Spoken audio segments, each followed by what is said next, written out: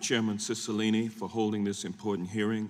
In all of our discussions about the impact of anti-competitive behavior in the labor market, I think it's important that we remember who we're protecting. This is about making sure that workers have options. And when they do, it helps both our economy and the worker.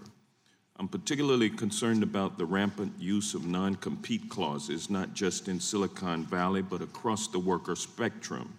3 years ago, the sandwich chain Jimmy John's dropped their non-compete clauses for their workers as part of a settlement in a lawsuit. But the use of non-compete clauses between fast food companies and their workers is rampant. These clauses are often conditions of employment, and many employees don't know what rights they're signing away.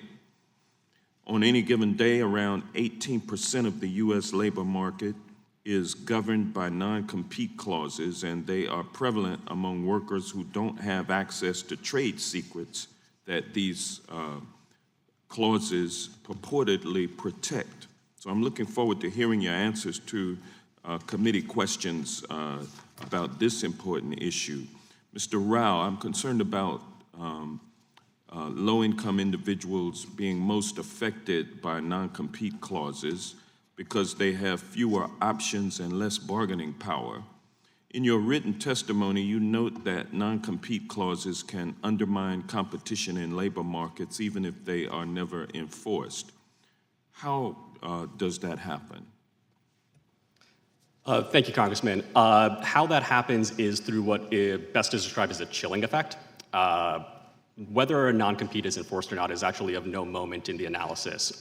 We may have no ability to fully quantify how many potential employees never apply for a job because they feel that they are subject to a non-compete, how many turn down a solicitation, how many potential employers who may be aware of an applicant's non-compete throws that application into the waste bin.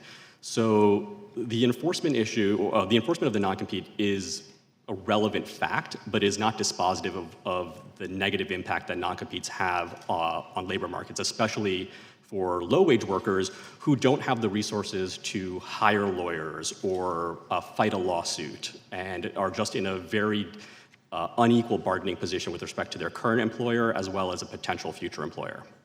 Thank you. Ms. Mecki, in your written testimony, you state that labor market competition issues are a high priority for the Antitrust Division and that DOJ is devoting significant resources in this area. How does the Antitrust Division evaluate labor effects in merger enforcement? Thank you, Congressman. The horizontal merger guidelines that the agency uses as a starting point for its merger analysis expressly contemplate buy-side merger effects, just as you might think of mergers potentially enhancing market power in the sale of tangible goods and services.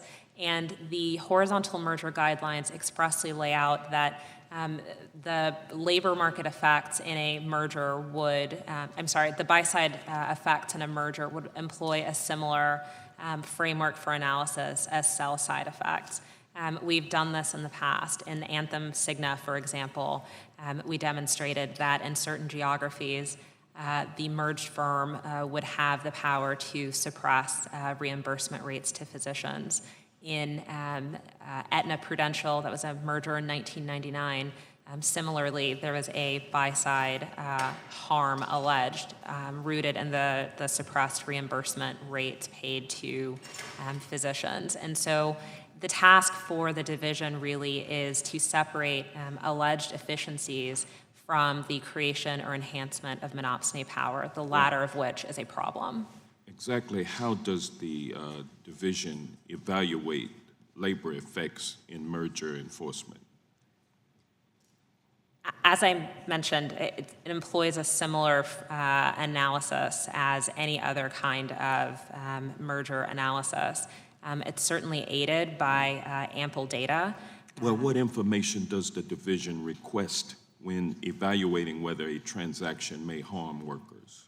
That's an excellent question. We are still developing specifications to include in our second request and civil investigative demands.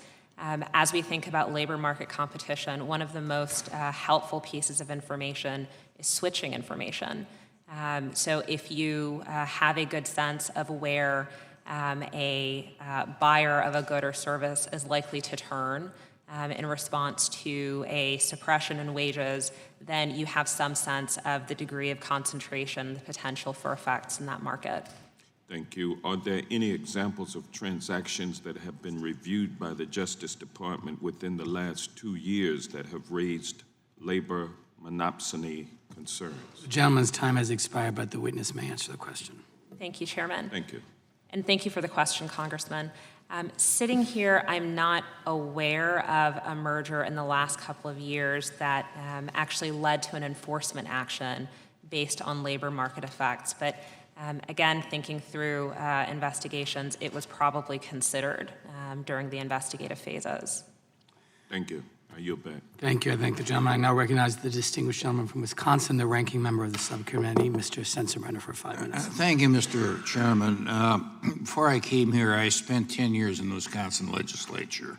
And during every session, there was always legislation in various occupations to tighten licensing requirements, always with a grandfather clause. And we refer to those as fence me in legislation.